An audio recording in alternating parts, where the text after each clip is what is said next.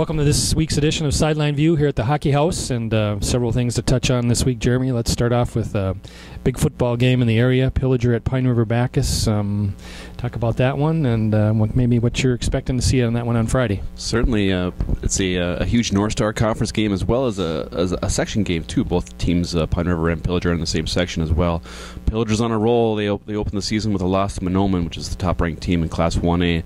Ever since then, they've just been scoring points like crazy and stopping teams with a very good defense.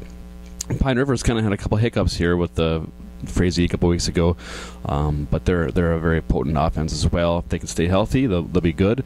I know they won last week with a good running attack, so we'll see. I don't really know. Pillager got them twice last year, once in the regular season, once in the playoffs. I know Pine River would love a little revenge, but we'll see.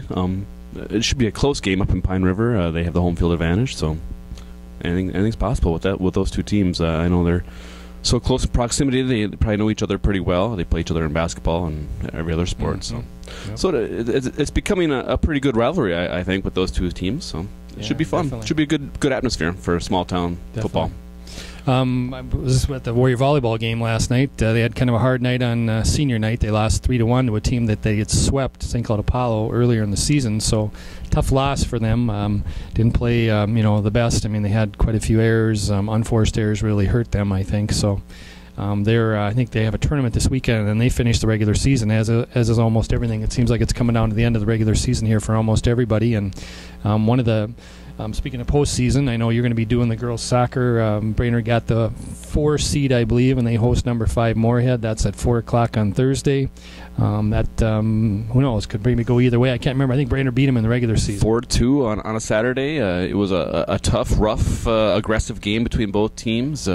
Brainerd getting the 4 seed, kind of a little injustice there. If they would have QRF'd it, whatever that stands for. BCS. Yep. Same thing. They would have probably got the 2nd seed, but they did a coach's vote and they got stuck with the 4th seed, even though they've only had 1 loss. So I think the Warriors have a little something to prove, I guess, mm-hmm. for the section tournament.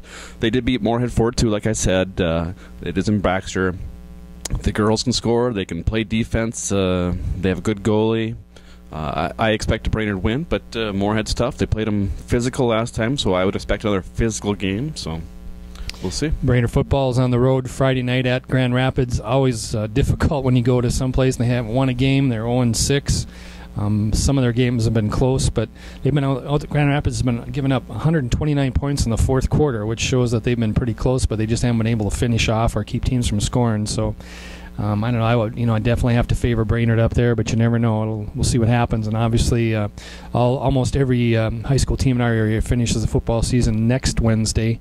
I know Brainerd again is going to Alexandria, and I think the Cardinals only have 1 win. So, going to be kind of a tough couple weeks, just mental preparation, making sure you get up for these teams. So. How important are these wins for Brainerd, though? That last week's loss certainly hurts their section seeding for. Yeah, they turned the ball over 6 times against St. Michael Albertville. Almost impossible to win when you do something like that.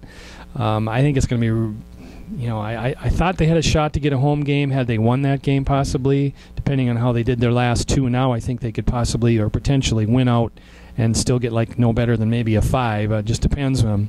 Only team in a predominant or all metro section except for Brainerd. The entire class is, and I'm thinking they're going by QRF. So I'm sure if anybody has close to the record or the same record as Brainerd has down in the city's area, they're going to get voted ahead of the Warriors, unfortunately. So it's going to be a whole different deal this year in the playoffs for them, no question. Speaking of playoffs, last regular season game for CLC football, a big one too. Talk a little bit about that one. They're going to Ridgewater in Wilmer on Saturday, and Ridgewater I want to say is 2-1 in the division. I think they've now got 2 losses, like 5-2, and so. If CLC, I think, wins this game, they're definitely the division champions. They will host. There's going to be 3 rounds of playoffs this year rather than 2. They just went to semifinals before. This year they're going to quarterfinals. So 8 teams advance to the playoffs. CLC, if they win, I would think, would host both those first 2 rounds. I think the championship might be at St. Cloud State again. So I think things looking good for them. They're having a fabulous year. They've had several players of the week. It seems like almost every week I'm wondering if anybody else is in the conference besides them.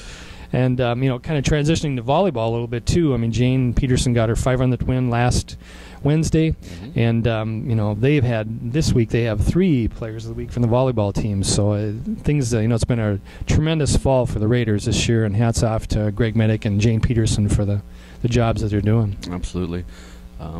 Anything else that you can think of? I think we covered. I can't think of any. Everything we've kind of talked about. What's coming up, and postseason, like we said, is barreling down the route here. So, who's your athlete of the week this week? This week it is cross country runner Allison Kozabud. She won the meet out at Rutgers a week ago, and then I see she was second yesterday at St. Cloud. So personal best time. Yeah. For her, so good. She's coming on. And your athletes of the week, do you know yet? I don't know yet. It's still up in the air. So if you have any suggestions, email me or tweet me so I can put them up there. We'll see. Sounds good. Okay, I think that'll wrap it up for this week. Thanks for joining us, and we'll see you again next week from the Hockey House.